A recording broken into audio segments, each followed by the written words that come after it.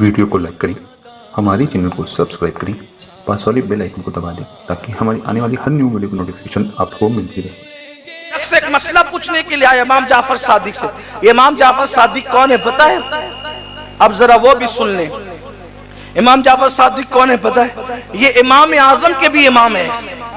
इमाम आजम जिसकी जूतियां सीधी करते हैं वो इमाम जाफर सादिक। हाँ, अगर आप बुरा नहीं माने इसलिए कि बात ये सच्ची है। आप कहेंगे हमारे इमाम को जूतियां सीधी करवा दी। हाँ, अहले बैत की अहले सुन्नत ऐसे ही ताजीम करती है और ये तौहीन नहीं है उनकी जूतियां सीधी करना। औरों के यहाँ झुकने से बहुत ज्यादा सिला मिलता है अहले बैत के यहाँ झुकने पर। हाँ, और अब दूसरा तारुफ कराओ इमाम जाफर सादिक का। दूसरा तारुफ ये है कि वो बहलूल दाना जो 2-2 दिरहमों में जन्नत बेचा करता था वो मजजूब, वो भी जूतियां सीधी करते इमाम जाफर सादिक की। जिसकी जूती सीधी करने वाले लोग इतने बड़े हैं उसकी जूती कितनी अजीम होगी, और जिसकी जूती इतनी अजीम होगी उसके पैर कितने अजीम होंगे, और जिसके पैर इतने अजीम होंगे उसका सर कितना अजीम होगा। उस जात को कहते हैं जाफर सादिक जिसे कुदरत ने जन्नत बेचने का इख्तियार दिया। अब जब बहलूल जन्नत बेच सकता है उनका गुलाम, तो ये क्यों नहीं बेच सकते? मुझे बात है इमाम जाफर सादिक, अगला महीना उन्हीं का है। उनका भी महीना आएगा तो लोगों को बड़ी मिर्गी के मर्ज आते हैं। वो ये तो फुला करता है त्योहार के, तुम क्यों करते हो? तो वो फुला नाचता है तो तुम लोग नाचना बंद नहीं करते। तो वो फुला करके त्योहार तो हम क्यों उसको बंद कर दें? क्यों? इसलिए कि उसकी नीयत अलग है, हमारी नीयत अलग है। उसकी नीयत किसी की वफात का जश्न है, हमारी नीयत किसी की बारगाह में इसाले सवाब है। तो ये अमाल का सवाब तो नीयतों पर है ना। आप अब हमारी नीयतों को भी जांचने लगे। खुदा कर अल्लाह अल्लाह इन्हें तौफीक अता। अब मैं गुफ्तगू पर इख्तिताम पे पहुंचाता हूँ। अब गुफ्तगू मुकम्मल नहीं करूंगा इख्तिताम को, आप थक न जाएं। मुझसे कहा जा रहा है कि वक्त है बोलें, लेकिन मेरी आदत ये है इससे पहले कि लोग थक जाएं हम अपनी गुफ्तगू मुकम्मल कर लें। लेकिन आप तवज्जो करें, 2-3 बात पढ़ता हूँ, बात मुकम्मल करता हूँ, ध्यान दें। इमाम जाफर सादिक जिसको अल्लाह ने जन्नत बेचने का इख्तियार दिया। एक मर्तबा इमाम जाफर सादिक के पास उनका एक पड़ोसी आया और कहने लगा हजरत मुझे घर बेचना है, मैं घर बेचना चाहता हूँ। फरमाया ठीक है हमें बेच दो। हजरत कीमत? फरमाया कि यहाँ अगर तुम ये घर मुझे बेच दोगे तो इसके बदले में मैं तुम्हें जन्नत में घर दूंगा।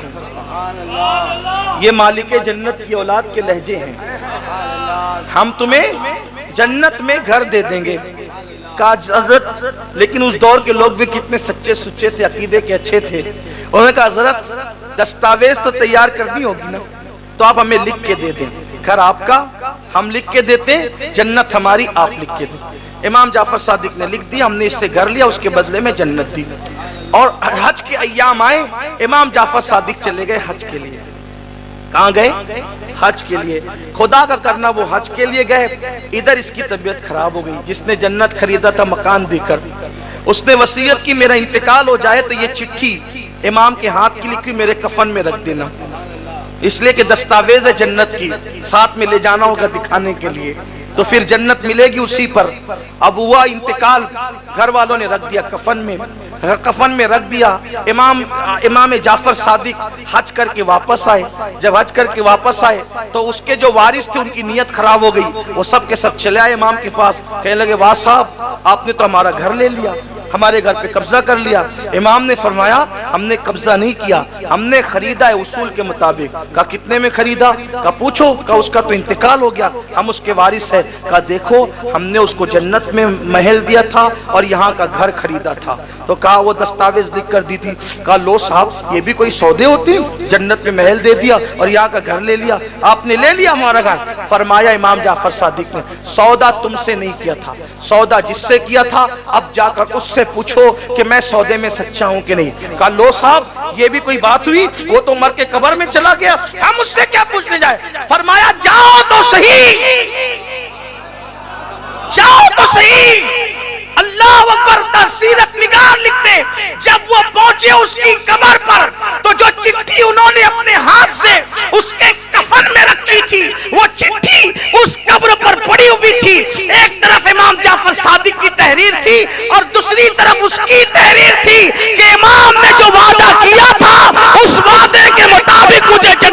महल मिल चुका है। ये इमाम जाफर सादिक है, अहले बैत के छठे इमाम। अब उनके पास कोई मसला पूछने आया, कहने लगा कि हजरत ये बताएं कि तलवार में जो चांदी की मूठ लगाई जाती है वो जायज है कि नाजायज? क्या है, जायज है कि नाजायज? अब अगर मुझसे कोई पूछे कि चाइनीज खाना जायज है कि नाजायज, तो मैं कहूंगा जायज है। तो कहेंगे उसकी दलील क्या है? तो मैं कहूंगा कि वो जो फला खान साहब फिल्म दुनिया में काम करते ना, वो भी चाइनीज खाते हैं। कहा वाह जी वाह, बड़ी दलील लाई आपने, आप भी गैर मोतेबर हो गए गैर मोतेबर का हवाला देकर। सही यही ना भाई, जायज बताना है तो उसका हवाला दो, दामन निचोड़ दे तो फरिश्ते वुजू करें, हैं? यही तो है, यही तो है। कहा कि भाई ये डिश खाना जायज है कि ना जायज? वो फला खान साहब का हवाला दिया नाचने वाले का, तो मैं गैर मोतेबर हो गया। लेकिन अगर मैंने ये कह दिया कि अल्लामा अख्तर खान साहब को मैंने करते देखा है, यहाँ भी खान साहब है ना, लेकिन ये कह दूं कि अल्लामा अख्तर खान साहब जिन्हें अमर आप मोहब्बत प्यार से ताजुश शरिया कहते हैं, उनको करते देखा है, कहा नहीं अब बात मुकम्मल है। क्यों? क्योंकि जिसके किरदार पर, जिसके ईमान पर, जिसके तकवा पर, जिसकी परहेजगारी पर एतमाद हो, वही जात हवाला बनती है। और जिसके तकवा पे, परहेजगारी पर एतमाद ही ना हो, जो आदमी खुद डाउटफुल हो, वो क्या हवाला बनेगी? उसका हवाला देने वाला खुद जो गैर मोतेबर हो जाएगा। अब इमाम जाफर सादिक, तवज्जो कर रहे हैं आप, इमाम जाफर सादिक, इमाम जाफर सादिक जो हम हनफियों का हवाला, जो शाफियों का हवाला, जो मालिकियों का हवाला, जो हम्बलियों का हवाला, जो बहलुल दाना जैसे मजहूब का हवाला, जाफर सादिक सब का हवाला। बल्कि जो लोग फिक्ह हनफी मालिकी शाफी को नहीं मानते, तो वो लोग भी फिक्ह जाफरी को अपना हवाला मानते हैं। हो गया सबके लिए हवाला, दोनों फरीकैन के लिए हवाला। अब इमाम जाफर सादिक सबके लिए हवाला, शिया सुन्नी सबका हवाले का नाम है जाफर सादिक। वहीं पर इमाम आजम, वहीं पर दातारी हिजवरी, सब वही जो सबका हवाला है इमाम जाफर सादिक। उनका हवाला कौन है? उनका हवाला कौन है? वो किसको दलील बनाते हैं? वो किसको दलील मानते हैं? आने वाला पूछता है चांदी की मूठ तलवार में बनाना कैसा? फरमाते इमाम जाफर सादिक जायज है, फरमाते जायज है। पूछने वाले ने पूछा दलील, फरमाया अबू बकर सिद्दीक ने अपनी तलवार में चांदी की मूठ लगाई थी, तो चूंकि उन्होंने लगाई थी इसलिए जायज है। पता चला जाफर सादिक का मसलक ये है, काम क्या हुआ इसका मुझे कोई खबर नहीं। अबू बकर गलत नहीं कर सकते, अगर चांदी की मूठ तलवार में लगा ली तो अबू बकर की बात दलील बन गई। अब जितने काम अबू बकर ने किए हैं, अबू बकर के काम नहीं देखते, क्योंकि वो जात गलत कर नहीं सकती, इसलिए उन्होंने लगाया तो लगाना जायज है। तो आने वाले की नीयत में कुछ डामाडोल था, उसने कहा आप भी उनको सिद्दीक कहते हैं, आप भी उनको सिद्दीक कहते हैं। अब इमाम जाफर सादिक बैठे थे, खड़े हो गए और फिर कहते हैं हो सिद्दीक सिद्दीक सिद्दीक सिद्दीक सिद्दीक सिद्दीक।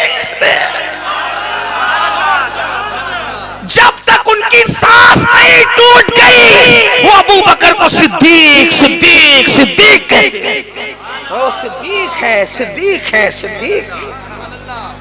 और मौलाए कायनात को कहते हैं कि आसमानों से खुदा ने जो अबू बकर का नाम नाजिल किया है वो सिद्दीक ही है। नारे तकबीर, नारे रिसालत, नारे हैदरी, खानदान अहले बैत और सैयदना सिद्दीक अकबर। तो माल के बाद बारी आती है आल की। अब आल के मामले में सिद्दीक अकबर ने तरजीह किसको दी?